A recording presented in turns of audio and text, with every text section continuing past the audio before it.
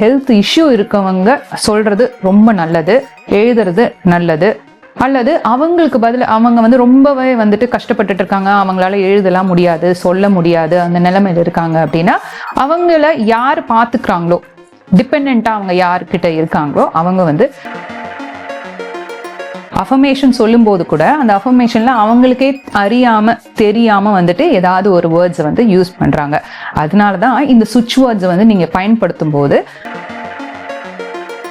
அதுவும் அந்த சுவிட்ச் வேர்டு இருக்கு இல்லையா, அஸ்வினா அப்படிங்கிற அந்த சுவிட்ச் வேர்டையும் இந்த பர்டிகுலர் சிஜிலையும் நீங்க சேர்த்து யூஸ் பண்ணும்போது அதோட வைப்ரேஷன் ரொம்பவே ஸ்ட்ராங்கா அந்த நெகட்டிவ் எனர்ஜியை உங்ககிட்ட இருந்து கிளியர் பண்ணும். ஸோ அந்த அவங்க எப்போ எழுந்து நடக்க போறாங்க அந்த மாதிரி நீங்க விஷுவலைஸ் பண்ணி அதை எழுதிட்டு அந்த பேப்பர்ல கொஞ்சம் அரிசியிலேயே பச்சரிசி போட்டா நல்லது. பச்சரிசியை போட்டு ஃபோல்ட் பண்ணிருங்க. ஃபோல்ட் பண்ணி நெகட்டிவிட்டி போகணும் அப்படின்னா அரிசிக்கு பதில் என்ன வைக்கலாம் அப்படின்னா பே லீஃப், அதாவது பிரியாணி இலை. அந்த பேப்பர்ல அரிசிக்கு பதில் பே லீஃபை வச்சிருங்க.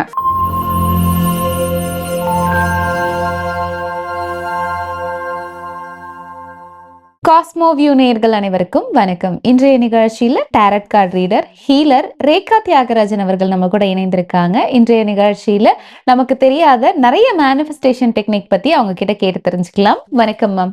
வணக்கம். நற்பவி யோகிராம் சுரத்குமார். எப்படி இருக்கீங்க மேம்? ரொம்ப சிறப்பா இருக்கேன். நீங்க எப்படிமா இருக்கீங்க? நானும் ரொம்ப நல்லா இருக்கேன் மேம். ஸோ இன்னைக்கு நிகழ்ச்சியில இந்த உடல் நலம் சார்ந்த பிரச்சனை நிறைய பேருக்கு இருக்கிறத நம்மளால பார்க்க முடியுது.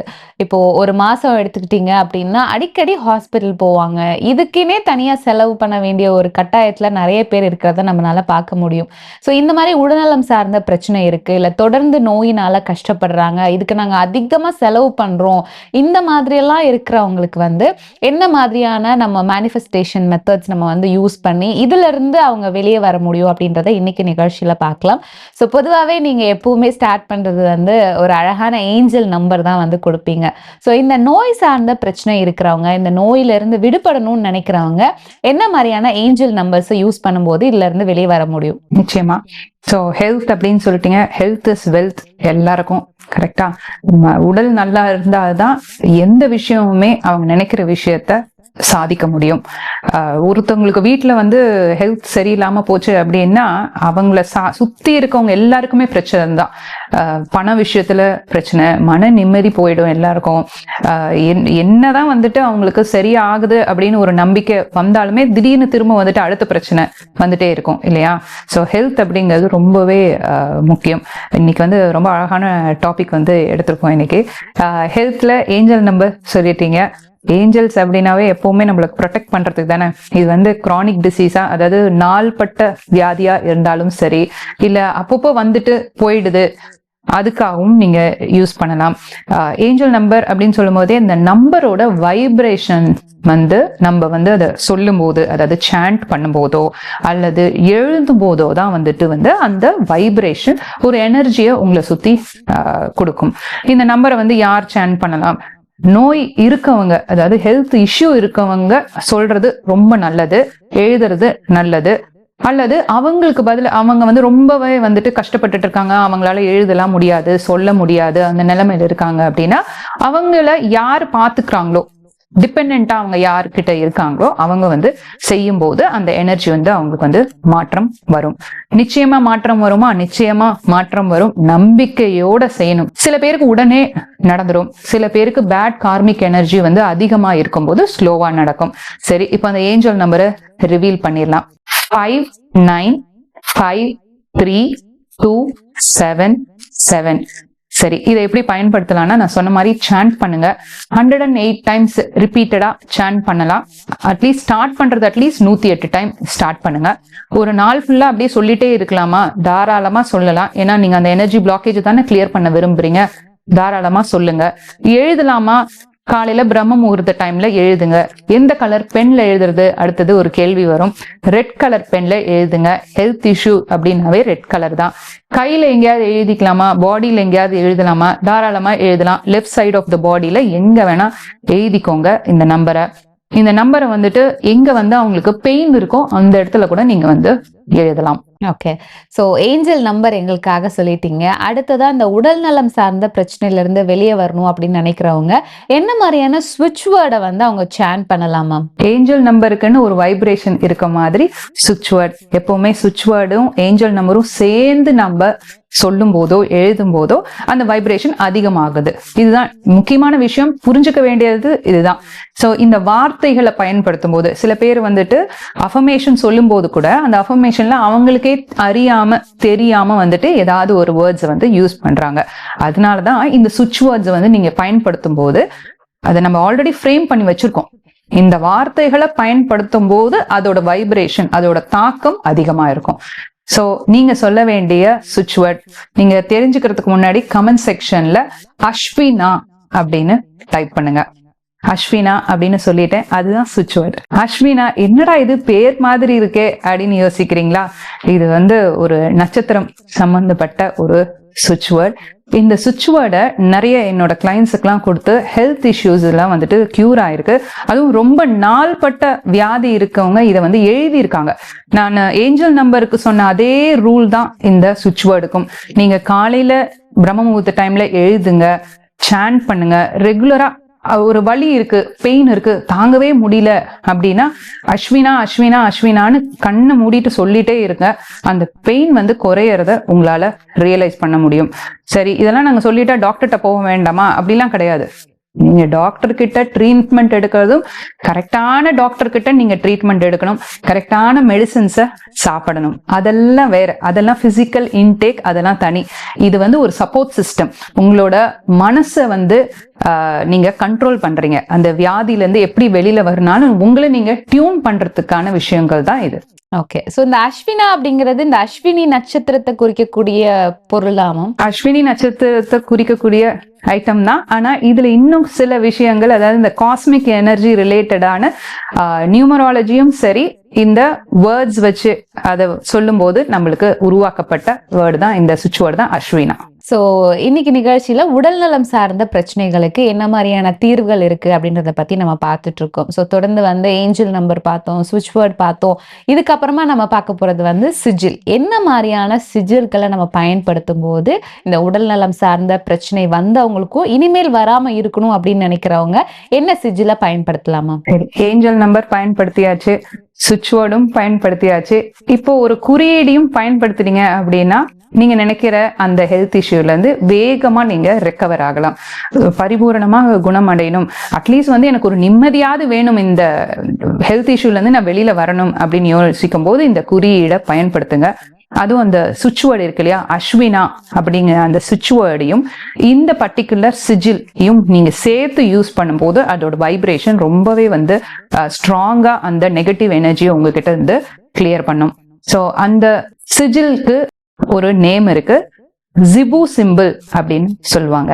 இது சிஜில் அப்படின்னு சொல்றதை விட ஜிபு சிம்பிள் அப்படின்னு சொல்லுவாங்க. இது பாக்குறதுக்கு வந்து ஒரு ஸ்வஸ்திக் சிம்பிள் மாதிரி தான் இருக்கும்.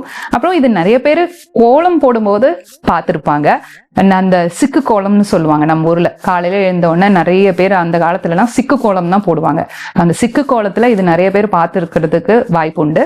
இந்த சிக்கு கோலம், அதாவது இந்த ஜிபு சிம்பிளையும் அந்த சுவிட்ச் வேர்டையும் நீங்க பயன்படுத்தும் போது அதோட வைப்ரேஷனை பத்தி நான் ஏற்கனவே சொல்லியிருக்கேன்.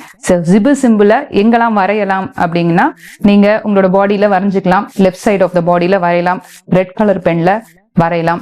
நோட்ல நான் வரையலாமா? காலையில நான் இந்த சுவிட்ச் வேர்ட் சொல்லும் போது எஸ், தாராளமா வரையலாம். எவ்வளவு டைம் வரையணும்?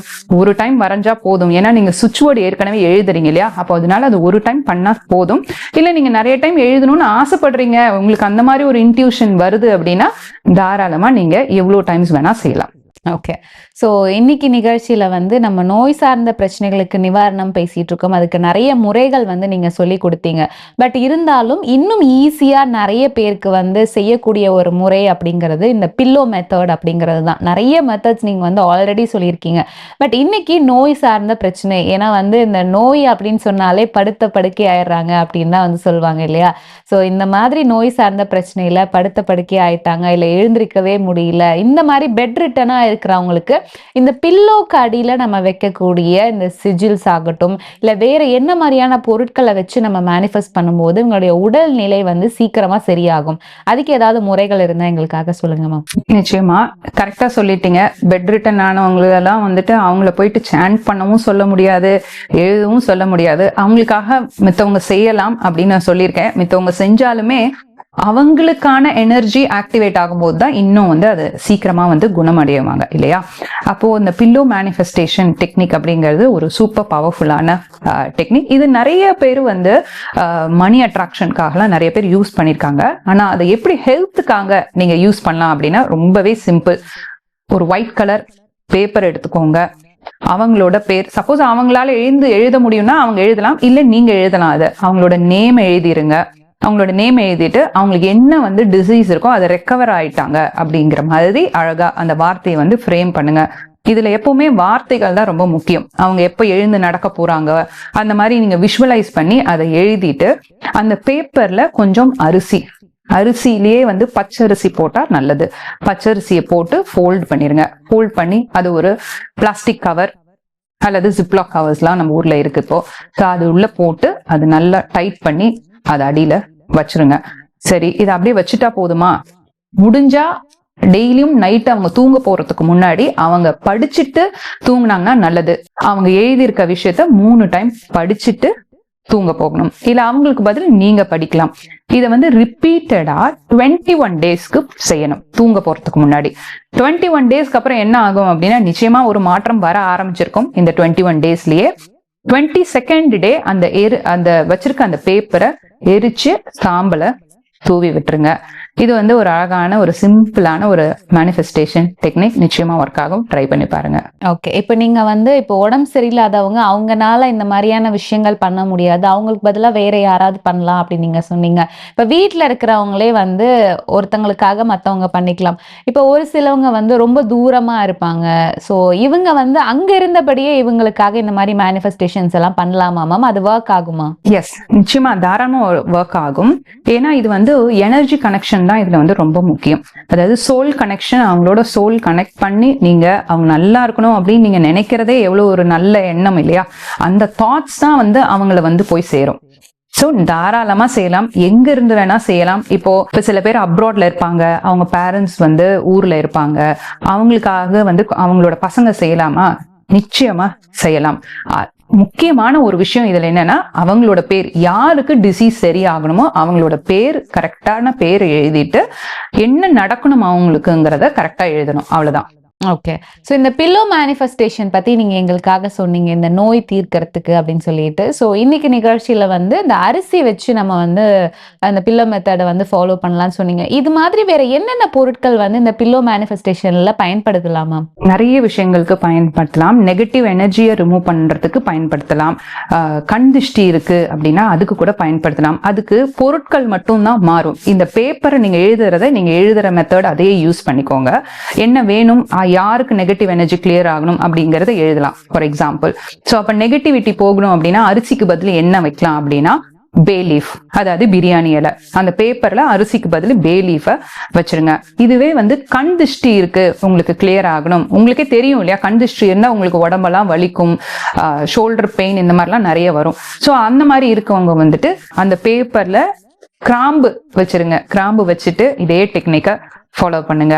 அடுத்தது ப்ராஸ்பெரிட்டி, அபண்டன்ஸ் நிறைய இருக்கணும் அப்படின்னா காயின்ஸ், சில்வர் காயின்ஸ் வைக்கலாம். இல்ல உங்ககிட்ட என்ன காயின்ஸ் இருக்கோ அதை வந்து அந்த பேப்பருக்குள்ள வச்சிருங்க.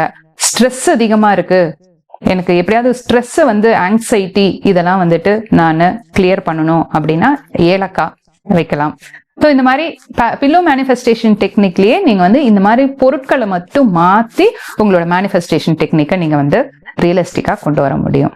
ஸோ இன்னைக்கு நிகழ்ச்சியில எங்களுடைய நேயர்களுக்காக இந்த உடல் நலம் சார்ந்த பிரச்சனை, தீராத நோய் பிரச்சனை இருக்கிறவங்களுக்கு என்ன மாதிரியான ஸ்விட்ச் வேர்ட்ஸ் எல்லாம் யூஸ் பண்ணலாம், என்ன மாதிரியான மேனிஃபெஸ்டேஷன் டெக்னிக் எல்லாம் இருக்கு அப்படின்றத பத்தி எங்களுக்காக தெளிவான விளக்கங்கள் கொடுத்தீங்க. ரொம்ப நன்றி மேம். மிக்க மகிழ்ச்சி. நான் உங்கள் ரேகா, தி டாரட் குவீன்.